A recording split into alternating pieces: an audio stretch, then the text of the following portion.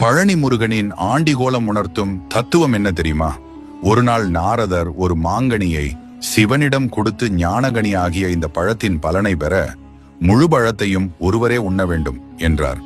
ஞான குழந்தைகளான கணபதி முருகன் இருவரும் சட்டென்று அது தனக்கே உரிய பழம் என சண்டையிடத் தொடங்கினார்கள்.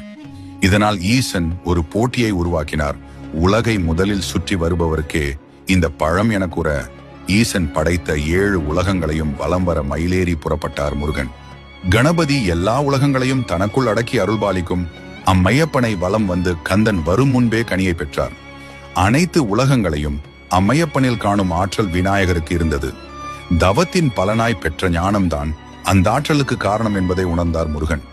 அண்ணனை மாதிரி தானும் தவமியற்றி ஞானகந்தனாக விரும்பியதன் விளைவே அந்த ஆண்டி வேடம். கனி கிடைக்கவில்லை என்ற சண்டையில் ஆண்டியாகவில்லை, தன்னை வழிபடும் பக்தருக்கு ஞானத்தை வழங்குவதற்காக விரும்பியேற்ற வடிவமே அந்த பழனி ஆண்டி வேடம். ஆண்டி கோலத்தில் உள்ள முருகனை வணங்கினால் நாமும் செல்வங்களை இழப்போம் என நம்பிக்கை கொண்டுள்ளனர். இது தவறாகும்.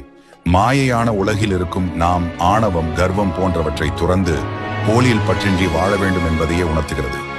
எத்தனை வேண்டுதல்களை செய்து எவ்வளவு செல்வங்களை பெற்றாலும் எந்த நிலையிலும் இருந்த நிலை மறவக்கூடாது என்பதையே ஆண்டிக்கோலம் காட்டுகிறது.